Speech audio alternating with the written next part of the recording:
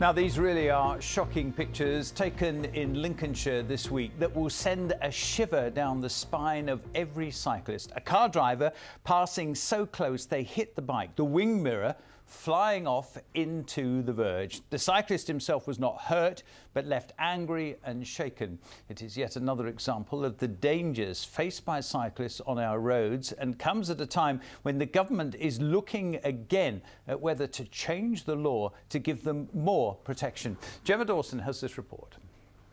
All of a sudden I heard a car coming up behind me. Next thing I know, I felt impact, and then his wing mirror just flew off and I saw it going through the air.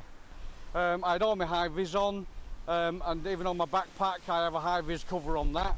The terrifying moment, Mark is almost knocked off his bike as he cycled to work along the A159 near Scotter earlier this week. When I watched it back, I felt physically sick at first, you know, and when all the lads at work have looked at the video, they said to me, "How the hell did you stop on your bike?" And I said, "I don't know. I don't know." Wow, that was close. Richard is an advanced driving coach in Lincolnshire. That's so close. That cyclist is really lucky. My advice to motorists is be observant about other road users and give them plenty of space, especially cyclists and motorcyclists who may get blown around in the wind. They may have to adjust their position to move around parked cars. What are the current rules for overtaking cyclists? So the current rules are covered by the Highway Code, rule number 163, which recommends that drivers overtake pedestrians or cyclists or horse riders by giving as much space as they would when overtaking a normal car. Richard's also a keen cyclist and has filmed some of his own near misses. The government's now carrying out a review of the Highway Code to try and improve safety for those on two wheels. The proposed changes say that motorists should leave at least 1.5 metres when overtaking cyclists at speeds up to 30 miles an hour, and a minimum distance of 2 metres at speeds over 30 miles an hour. As for Mark, he says he's reported this to the police, walking away with just a bruise to his side. Gemma Dawson, BBC Look North. Thank you, Gemma. Earlier today I spoke to Keir Gallagher, who's from the group Cycling UK. Mr. Gallagher, what do you make of this incident? Well, it's really quite a terrifying incident. You can see just how close the car went. It looks like there was actually a collision there. And it's really sad to see because there was nothing coming the other way. There was no need for anything like that. And it's putting lives at risk. So it's really quite scary to see. Is this type of thing rare? Unfortunately, it's a lot more common than you might think. It's unusual to see, you know, a wing mirror coming off. But we know that cyclists who cycle regularly might have a very scary incident almost once a week, and that's putting loads of people off cycling. I know you won't like this, but these are small rural roads. Maybe it's either cars or bikes, but not both. Look, bikes and cars have shared the roads for, you know, well over 100 years.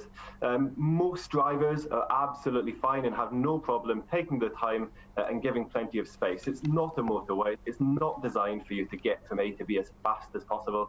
It's designed for you, you know, everyone to share the road, take your time, overtake safely, and there needn't be a problem. You want the highway code changed, don't you? So there is a definite distance between a car and a cyclist. Well, how does that work, first of all, and what has that distance got to be?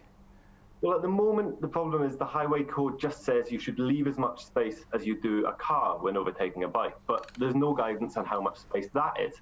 So we're suggesting, and we're happy to see that the Department for Transport is proposing changes which would say a minimum of 1.5 metres as a guidance when overtaking at speeds of up to 30 miles an hour. And that's about the width of a car door. Just finally, Hull and other cities are seeing all these cycle lanes at the moment spring up. 2020 is turning out to be the year when cyclists rule, isn't it? It's all about cyclists. Well, look, what we saw during lockdown is that millions of people were able to get out on their bikes.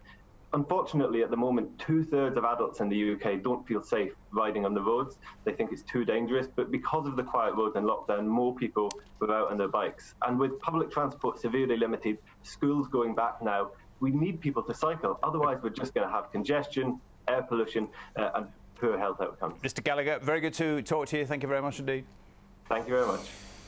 Yeah, response already coming in on this from Fiona. Having lost my husband in a fatal crash whilst out on his bike in June, I think everyone who drives needs to take more care when passing cyclists. Sorry to hear that, but thank you very much indeed for getting in touch.